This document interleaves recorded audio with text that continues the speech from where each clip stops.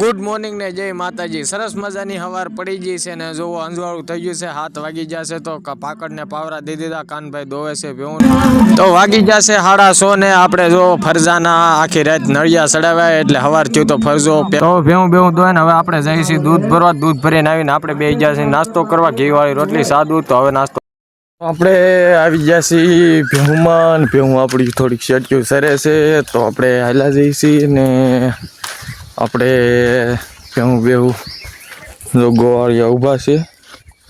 આપણા ડોબા એનકોર સરે છે, મનાભાઈના ડોબા એનકોર સરે છે। તો આપણી ભેહું સતી હતી ઝાયરવાડામાં આવીને હવે આવ્યું છે શેઢામાં। પણ શેઢામાં તો કઈ રહ્યું નથી, હંધું બાળી નાખ્યું છે।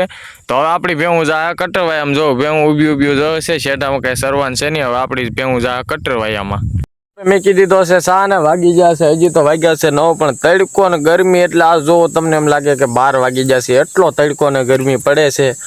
એટલું આમ તાપણા ને જેટલું છે તો આપણે મેકી દીધો છે સા ને જો આજ અડધું ખેડી નાખ્યું છે કટરવાયું। તો આજ આપણી ભેહું આનકોના કટરવાયામ સરે તો હાલો બધા સા પીવા।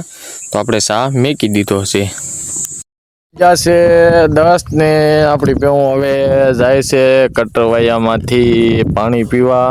તો આટલું તો ખેડી નાખ્યું છે તો ભેહું ને તડકો લાગ્યો છે। ઊંધડી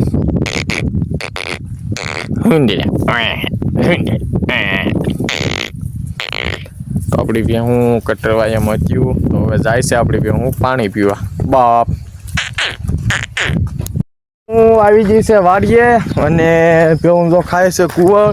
તો આપણે જાય છીએ વનાભાઈને નિરણ નાખવા અને ઝાર જો કેવી થઈ ગઈ છે એની ભેહું ઉનાળામાં આવી ઝાર ખાય છે। તો આપણી ભેહું તો જો કુંવર ખાય છે, જો જોવું છે આપણી ભેહું કુંવર ખાય છે, રખડીને ખાલી આવ્યું છે। તો હવે આપણે નાખી દઈએ નિરણ। તો વાગી જશે 3:30 ને આપણા પ્રતાપ કાકાએ બનાવી નાખ્યો છે સા। આપણા હેલાર ભગત આજ નથી એટલે પ્રતાપ કાકાનો સાનો વારો આવ્યો છે। 4 ને નાઈટ આપણી ભેહું ઊભી થઈ ગયું છે તો હવે ભેહું ઘરમાં ચાલ્યું જાય છે। ભેહું તો હજી બહુ શેટ્યું છે, આપણે મોર હાલ્યા જાય છીએ અને નાઈ ધોઈને આપણે જવાનું છે આજ બહાર। તો હાલો આગળ તમને આગળ તો આપણે વિયેવાસી ઘીરે ને વાગી જાય 3:30 તો આપણે જવું છે આજ પીંડા ખા। તો આપણે ગાડી લઈને નીકળી જશે ને રસ્તો છે બહુ ખરાબ। તો હવે આપણે પૂગી જશે બગસરા। ભાવેશભાઈને પાઈ દીધો છે આપણે શેરડીનો રસ પાઈને આપણે પૂગી જશે પીંડા ખાય ને પીંડા ખાય જો માતાજીના માટે આપણે પૂગી જશે। તો આપણા મહેન્દ્રભાઈની દુકાને જો ભાવેશભાઈને બેસી જશે થાકીને